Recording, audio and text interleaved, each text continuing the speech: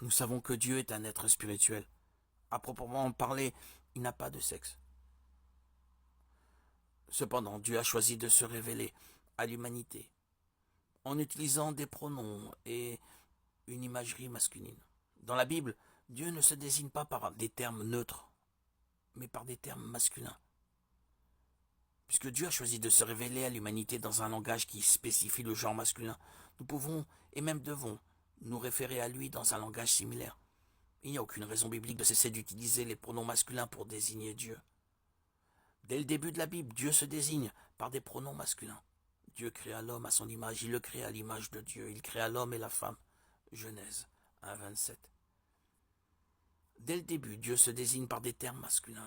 L'hébreu ancien n'avait pas de pronom grammaticalement neutre, de sorte que tous les éléments étaient intentionnellement dotés d'un genre grammatical masculin ou féminin. Ce pronom était délibéré. Dans l'Ancien Testament, les pronoms se référant à Dieu sont grammaticalement masculins. On retrouve la même chose dans le Nouveau Testament. Les épîtres des Actes à l'Apocalypse contiennent près de 900 versets où le mot grec théos, un nom masculin, est utilisé pour désigner Dieu.